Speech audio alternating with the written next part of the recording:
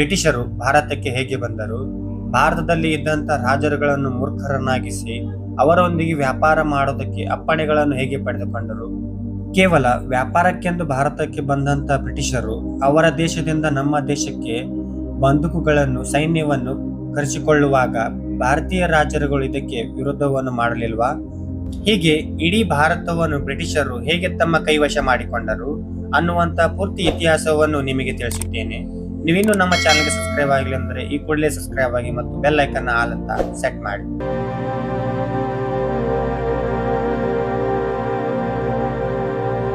ಆಗಿನ ಕಾಲದಲ್ಲಿ ಯುರೋಪ್ನಲ್ಲಿ ದವಸ ಧಾನ್ಯಗಳಿಗೆ, ಮಸಾಲಾ ಪದಾರ್ಥಗಳಿಗೆ ಅತಿ ಹೆಚ್ಚು ಬೇಡಿಕೆ ಇತ್ತು.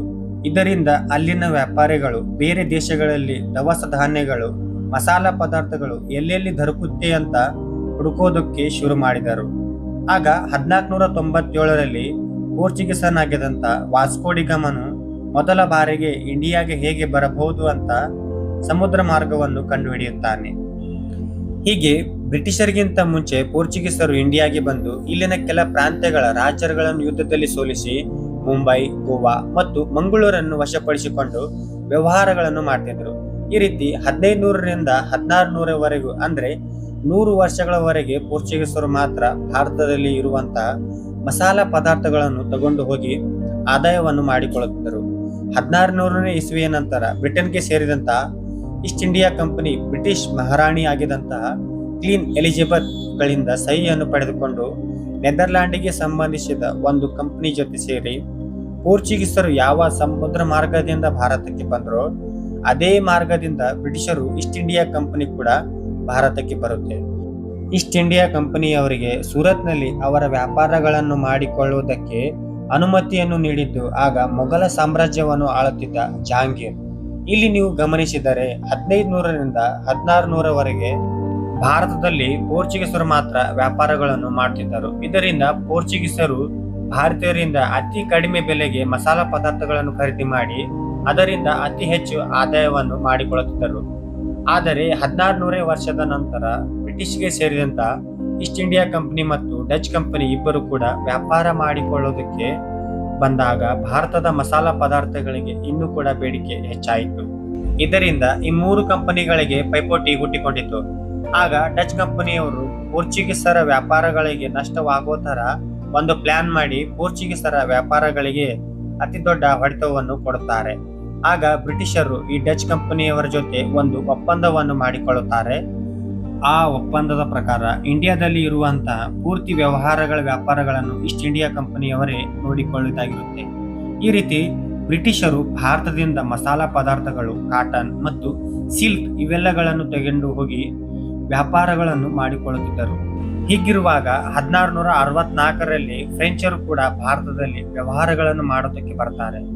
ಆದರೆ ಫ್ರೆಂಚರು ಭಾರತಕ್ಕೆ ಬಂದಾಗ ಆಗಾಗಲೇ ಬ್ರಿಟಿಷರು ಭಾರತದ ಎಲ್ಲಾ ಕಡೆಗಳಲ್ಲೂ ವ್ಯವಹಾರದ ವಹಿವಾಟುಗಳನ್ನು ಮಾಡಿಕೊಳ್ಳುವುದರಿಂದ ಬ್ರಿಟಿಷರನ್ನು ವ್ಯಾಪಾರದಲ್ಲಿ ಸೋಲಿಸಕ್ಕೆ ಆಗಲ್ಲ. ಹೀಗೆ ಬ್ರಿಟಿಷರು 1600ರಿಂದ 1757ರವರೆಗೆ ಕೆಲವು ವ್ಯಾಪಾರದ ವಹಿವಾಟುಗಳನ್ನು ಮಾತ್ರ ಮಾಡುತ್ತಿದ್ದರು. ಆದರೆ ಬ್ರಿಟಿಷರು ಇಲ್ಲಿಗೆ ಸುಮ್ಮನಾಗಲಿಲ್ಲ. ಇಡೀ ಭಾರತವನ್ನೇ ನಮ್ಮ ಕೈವಶ ಮಾಡಿಕೊಳ್ಳಬೇಕು, ನಾವೇ ಇಂಡಿಯಾದಲ್ಲಿ ಆಡಳಿತವನ್ನು ನಡೆಸಬೇಕು ಅನ್ಕೊಂಡು ಬ್ರಿಟಿಷರು ಭಾರತೀಯ ರಾಜರುಗಳನ್ನು ತಮ್ಮ ಬಲೆಗೆ ಹಾಕಿಕೊಳ್ಳೋದಕ್ಕೆ ಆ ರಾಜರುಗಳಿಗೆ ದೊಡ್ಡ ದೊಡ್ಡ ಉಡುಗೊರೆಗಳನ್ನು ಕೊಟ್ಟು ರಾಜರುಗಳ ಮೆಚ್ಚುಗೆಯನ್ನು ಪಡೆಯುತ್ತಿದ್ದರು. ಇದರ ಜೊತೆಗೆ ಭಾರತದಲ್ಲಿ ತುಂಬಾ ಜನ ಮಹಾರಾಜರು ತಮ್ಮ ಆಧಿಪತ್ಯವನ್ನು ಸಾಧಿಸಲು ಬೇರೆ ರಾಜರುಗಳ ಮೇಲೆ ಯುದ್ಧವನ್ನು ಮಾಡ್ತಿದ್ದರು. ಆ ಸಮಯಕ್ಕೋಸ್ಕರನೇ ಕಾಯುತ್ತಿರುವಂತಹ ಬ್ರಿಟಿಷರು ಯುದ್ಧವನ್ನು ಮಾಡುತ್ತಿರುವಂತಹ ರಾಜರುಗಳಿಗೆ ಹಣದ ಸಹಾಯವನ್ನು ಮಾಡುತ್ತಿದ್ದರು. ಇದರಿಂದ ರಾಜರುಗಳ ಸ್ನೇಹವನ್ನು ಗಳಿಸಿ ಅವರಿಗೆ ಇನ್ನೂ ಕೂಡ ಹತ್ತಿರವಾಗಿ ಬ್ರಿಟಿಷರ ವ್ಯಾಪಾರದ ಕಂಪನಿಗಳನ್ನು ಚೆನ್ನೈ, ಮುಂಬೈ, ಕೋಲ್ಕತ್ತಾದಲ್ಲಿ ಸ್ಥಾಪನೆ ಮಾಡಿಕೊಳ್ಳುತ್ತಾರೆ. ಅಷ್ಟಕ್ಕೂ ಬ್ರಿಟಿಷರು ಇದೇ ಸ್ಥಳಗಳಲ್ಲಿ ಯಾಕೆ ಅವರ ಕಂಪನಿಗಳನ್ನು ಸ್ಥಾಪನೆ ಮಾಡಿದ್ರು ಅಂದ್ರೆ ಇದಕ್ಕೆ ಕಾರಣ ಯಾವುದಾದರೂ ಒಂದು ದೇಶವನ್ನು ಆಕ್ರಮಿಸಿಕೊಳ್ಳಬೇಕಾದರೆ ಮುಂಚಿತವಾಗಿ ಆ ದೇಶದ ಕರಾವಳಿ ಪ್ರದೇಶಗಳು ಅಂದ್ರೆ ಸಮುದ್ರಗಳ ಪಕ್ಕದಲ್ಲಿ ಇರುವಂತಹ ಪ್ರದೇಶಗಳನ್ನು ತಮ್ಮ ಹಿಡಿತಕ್ಕೆ ತೆಗೆದುಕೊಳ್ಳಬೇಕು. ಆಗ ಮಾತ್ರ ಆ ದೇಶವನ್ನು ಆಕ್ರಮಿಸಿಕೊಳ್ಳಬಹುದು. ಈ ರೀತಿ ಮುಖ್ಯವಾಗಿರುವಂತಹ ಪ್ರದೇಶಗಳೆಲ್ಲ ಬ್ರಿಟಿಷರು ಅವರ ಕಂಪನಿಗಳನ್ನು ಸ್ಥಾಪನೆ ಮಾಡಿಕೊಂಡರು. ಆದರೆ ಕೇವಲ ವ್ಯಾಪಾರಗಳನ್ನು ಮಾಡುವುದರಿಂದ ಇಡೀ ದೇಶವನ್ನು ಆಕ್ರಮಿಸಿಕೊಳ್ಳುವುದು ಅಸಾಧ್ಯವೆಂದು ಅರಿತುಕೊಂಡಂತಹ ಬ್ರಿಟಿಷರು ಈ ದೇಶವನ್ನು ಆಕ್ರಮಿಸಿಕೊಳ್ಳುವುದಕ್ಕೆ ಬಂದೂಕುಗಳು, ಮದ್ದುಗುಂಡುಗಳು, ಸೈನಿಕರ ಅವಶ್ಯಕತೆ ಇದೆ ಅಂತ ಭಾವಿಸಿ ರಾಜರುಗಳಿಗೆ ಅನೇಕ ಉಡುಗೊರೆಗಳನ್ನು ಕೊಟ್ಟು ಅವರನ್ನು ಸಂತೋಷಪಡಿಸಿ ಮೊದಮೊದಲು ನಮ್ಮ ಕಂಪನಿಗಳನ್ನು ಸುರಕ್ಷಿತವಾಗಿ ಕಾಯಲು ಸೆಕ್ಯೂರಿಟಿ ಗಾರ್ಡ್ಗಳ ಅವಶ್ಯಕತೆ ಇದೆ ಅಂತ ರಾಜರಿಂದ ಅಪ್ಪಣೆಗಳನ್ನು ಪಡೆದು ಸೆಕ್ಯೂರಿಟಿ ಗಾರ್ಡ್ಗಳನ್ನು ಅವರು ನೇಮಿಸಿಕೊಳ್ಳುತ್ತಾರೆ. ಅದು ನಂತರ ಭಾರತದ ದೇಶದ ರಾಜರುಗಳನ್ನು ಬಲವಂತಪಡಿಸಿ ಬೇಡಿಕೊಂಡು ತಮ್ಮ ಕಂಪನಿಗಳನ್ನು ಮತ್ತು ವ್ಯವಹಾರಗಳನ್ನು ಕಾಪಾಡಿಕೊಳ್ಳೋದಕ್ಕೆ ಬಂದೂಕು, ಫಿರಂಗಿ, ಸೈನ್ಯದ ಅವಶ್ಯಕತೆ ತುಂಬಾ ಇದೆ ಅಂತ ನಂಬಿಸಿ ಅವೆಲ್ಲವನ್ನು ಅವರ ದೇಶದಿಂದ ಭಾರತಕ್ಕೆ ತರ್ತಾರೆ. ಅವರ ಸೈನ್ಯವನ್ನು ಮದ್ರಾಸ್, ಬಾಂಬೆ ಇನ್ನೂ ಇತರ ಪ್ರದೇಶಗಳಲ್ಲಿ ನೇಮಿಸುತ್ತಾ ಬರ್ತಾರೆ.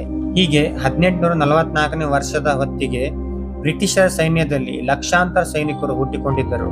ಇಲ್ಲಿ ಇನ್ನೊಂದು ವಿಷಯ ಏನೆಂದರೆ, ಬ್ರಿಟಿಷ್ ಸೈನ್ಯದಲ್ಲಿ 90% ಸೈನಿಕರು ಭಾರತೀಯರೇ ಆಗಿದ್ದರು. ಇನ್ನು ಮಿಕ್ಕಿದ್ದ 10% ಸೈನಿಕರು ಅವರ ದೇಶದಿಂದ ಕರೆಸಿಕೊಂಡಿದ್ದರು. ಇದರಿಂದ ಬ್ರಿಟಿಷರ ಸೈನ್ಯ ಬಲ ತುಂಬಾ ಹೆಚ್ಚಾಯಿತು. ಯುದ್ಧವನ್ನು ಮಾಡೋದೇ ಬಾಕಿ ಇತ್ತು. ಇದರ ಜೊತೆಗೆ ಭಾರತೀಯ ರಾಜರುಗಳಲ್ಲಿ ಒಗ್ಗಟ್ಟು, ಐಕ್ಯತೆ ಅನ್ನೋದೇ ಇರದೆ ಅವರವರಲ್ಲಿಯೇ ಯುದ್ಧಗಳನ್ನು ಮಾಡಿಕೊಳ್ಳುತ್ತಿದ್ದರು. ಮೊಘಲ ಸಾಮ್ರಾಜ್ಯ ರಾಜ್ಯವಂತೂ ಮರಾಠ ಮತ್ತು ಸಿಖ್ಖರಿಂದ ಅನೇಕ ದಾಳಿಗಳಿಗೆ ಒಳಗಾಗಿತ್ತು. ಹೀಗೆ ಇವರಿವರ ನಡುವೆಯೇ ಯುದ್ಧಗಳನ್ನು ಮಾಡಿಕೊಳ್ಳುವುದರಿಂದ ಬ್ರಿಟಿಷರಿಗೆ ಅದರಿಂದ ತುಂಬಾ ಲಾಭವಾಗುತ್ತಿತ್ತು. ಇದರಿಂದ ಬ್ರಿಟಿಷರು ಯುದ್ಧ ಮಾಡುವುದಕ್ಕೆ ಧೈರ್ಯ ಮಾಡಿಕೊಂಡರು. ಅಂದಿನಿಂದ ಕ್ರಮವಾಗಿ ಭಾರತದ ದೇಶದ ರಾಜರುಗಳ ಮೇಲೆ ಯುದ್ಧವನ್ನು ಸಾರುತ್ತಲೇ ಇದ್ದರು. ನಂತರ 1764ರಲ್ಲಿ ಮೊಘಲ್ ಶಾ ಆಲಂನ ಮೇಲೆ ದಾಳಿ ಮಾಡಿ ಗೆದ್ದು ಬೆಂಗಾಲ್, ಬಿಹಾರ್ ಮತ್ತು ಒಡಿಶಾಗಳ ಮೇಲೆ ತಮ್ಮ ಹಿಡಿತವನ್ನು ಸಾರುತ್ತಾರೆ. ಆ ಪ್ರದೇಶಗಳ ನಂತರ ಬ್ರಿಟಿಷರ ಕಣ್ಣು ಮುಂಬೈ ಮತ್ತು ಮದ್ರಾಸ್ ಪ್ರಾಂತ್ಯಗಳ ಮೇಲೆ ಬಿತ್ತು. ಆದರೆ ಮುಂಚಿತವಾಗಿ ಮೈಸೂರನ್ನು ಆಕ್ರಮಿಸಿಕೊಳ್ಳಬೇಕು ಅಂತ ನಿರ್ಧಾರ ಮಾಡ್ತಾರೆ. ಆಗ ಮೈಸೂರನ್ನು ಆಳುತ್ತಿರುವಂತಹ ಮಹಾರಾಜ ಹೈದರ್ ಅಲಿ, ಇವರು ಟಿಪ್ಪು ಸುಲ್ತಾನ್ನ ತಂದೆ. ಬ್ರಿಟಿಷರಿಗೆ ಮತ್ತು ಮೈಸೂರು ರಾಜರ ನಡುವೆ 4 ಯುದ್ಧಗಳು ನಡೆಯುತ್ತೆ. ಮೊದಲ ಬಾರಿ ಯುದ್ಧಕ್ಕೆ ಬಂದಾಗ ಬ್ರಿಟಿಷರು ಆ ಯುದ್ಧವನ್ನು ಸೋತು ಹೋಗ್ತಾರೆ. ಎರಡನೇ ಬಾರಿ ಯುದ್ಧಕ್ಕೆ ಬಂದಾಗ ಬ್ರಿಟಿಷರು ಮರಾಠರು ಮತ್ತು ಹೈದರಾಬಾದ್ ನಿಜಾಂ ಅವರ ಬೆಂಬಲವನ್ನು ಪಡೆದು ಹೈದರ್ ಅಲಿಯ ಮೇಲೆ ಯುದ್ಧಕ್ಕೆ ಬರ್ತಾರೆ. ಆ ಯುದ್ಧದಲ್ಲಿ ಹೈದರ್ ಅಲಿ ಸಾವನ್ನಪ್ಪುತ್ತಾನೆ. ಅದು ನಂತರ ಒಂದು ಒಪ್ಪಂದ ಮಾಡಿಕೊಂಡು ಆ ಯುದ್ಧವನ್ನು ಅಲ್ಲಿಗೆ ನಿಲ್ಲಿಸಲಾಗುತ್ತೆ. ಮೂರನೇ ಯುದ್ಧದಲ್ಲಿ ಟಿಪ್ಪು ಸುಲ್ತಾನ್ ಅವನ ತಂದೆಯನ್ನು ಬ್ರಿಟಿಷರು ಕೊಂದಿದ್ದಕ್ಕೆ ಪ್ರತೀಕಾರವಾಗಿ ಬ್ರಿಟಿಷರ ಮೇಲೆ ಯುದ್ಧ ಮಾಡಲಿಕ್ಕೆ ಹೋದಾಗ ಬ್ರಿಟಿಷರು ಮತ್ತೊಮ್ಮೆ ಹೈದರಾಬಾದ್ ನಿಜಾಮರು ಮತ್ತು ಮರಾಠರ ಸಹಾಯವನ್ನು ಪಡೆದು ಆ ಯುದ್ಧದಲ್ಲಿ ಟಿಪ್ಪು ಸುಲ್ತಾನನ್ನು ಸೋಲಿಸಿ ಅವನ ಅರ್ಧ ಸಾಮ್ರಾಜ್ಯವನ್ನೇ ಕಬಳಿಸಿದರು. ಕೊನೆಗೆ 1799ರಲ್ಲಿ ಟಿಪ್ಪು ಸುಲ್ತಾನ್ ಮೇಲೆ ಮತ್ತೊಮ್ಮೆ ಯುದ್ಧವನ್ನು ಮಾಡಿ ಆ ಯುದ್ಧದಲ್ಲಿ ಟಿಪ್ಪು ಸುಲ್ತಾನನ್ನು ಕೊಂದು ಮೈಸೂರನ್ನು ಆಕ್ರಮಿಸಿಕೊಳ್ಳುತ್ತಾರೆ. ಮೈಸೂರಿನ ಜೊತೆ ಬ್ರಿಟಿಷರು ಯುದ್ಧವನ್ನು ಮಾಡಿದ್ದರಿಂದ ಆ ಯುದ್ಧವನ್ನು ಆಂಗ್ಲೋ ಮೈಸೂರು ಯುದ್ಧ ಅಂತ ಕರೀತಾರೆ. ಇದರ ನಂತರ ಬ್ರಿಟಿಷರ ಕಣ್ಣು ಮರಾಠರ ಮೇಲೆ ಬೀಳುತ್ತೆ. ಇವರ ಜೊತೆಗೆ ಬ್ರಿಟಿಷರು 3 ಯುದ್ಧಗಳನ್ನು ಮಾಡ್ತಾರೆ. ಕೊನೆಗೆ ಉಳಿದಿರುವುದು ಸಿಖ್ಖರು ಮಾತ್ರ. ಅದನ್ನು ಆಳುತ್ತಿದ್ದವನು ರಂಜಿತ್ ಸಿಂಗ್. ಬ್ರಿಟಿಷರು ರಂಜಿತ್ ಸಿಂಗ್ ಬದುಕಿರುವವರೆಗೂ ಅವರ ಮೇಲೆ ಯುದ್ಧವನ್ನು ಮಾಡೋದಕ್ಕೆ ಧೈರ್ಯವನ್ನೇ ಮಾಡಲಿಲ್ಲ. ಆದರೆ ರಂಜಿತ್ ಸಿಂಗ್ ಸತ್ತ ನಂತರ ಬ್ರಿಟಿಷರು ಸಿಖ್ಖರ ಮೇಲೆ ಯುದ್ಧವನ್ನು ಮಾಡಿ ಅವರ ಮೇಲೂ ಗೆಲುವನ್ನು ಸಾಧಿಸುತ್ತಾರೆ. ಆದರೆ ಹೈದರಾಬಾದ್ ನಿಜಾಮರ ಮೇಲೆ ಬ್ರಿಟಿಷರು ಯುದ್ಧವನ್ನು ಮಾಡೋದಕ್ಕೆ ಇಷ್ಟಪಡಲಿಲ್ಲ. ಯಾಕೆಂದ್ರೆ ಹೈದರಾಬಾದ್ ನವಾಬ ಯಾವಾಗಲೂ ಬ್ರಿಟಿಷರಿಗೆ ಬೆಂಬಲವಾಗಿ ನಿಲ್ತಿದ್ದರಿಂದ ಅವರ ಮೇಲೆ ಯುದ್ಧವನ್ನು ಮಾಡುತ್ತಿರಲಿಲ್ಲ. ಈ ರೀತಿಯಾಗಿ ಬ್ರಿಟಿಷರು ಇಡೀ ಭಾರತವನ್ನೇ ಆಕ್ರಮಿಸಿಕೊಂಡಿದ್ದರು. ಇನ್ನೊಂದು ವಿಷಯ ಏನೆಂದರೆ, ಬ್ರಿಟಿಷರು ಪೂರ್ತಿ ಭಾರತವನ್ನು ಆಕ್ರಮಿಸಿಕೊಳ್ಳಲು 100 ವರ್ಷಗಳ ಸಮಯ ಹಿಡಿದಿತ್ತು. ಇದುವೇ ಇಂದಿನ ಚರಿತ್ರೆ ಆಗಿದೆ. ಮತ್ತೆ ಮುಂದಿನ ವಿಡಿಯೋಗೆ ಸಿಗೋಣ. ನಮಸ್ಕಾರ.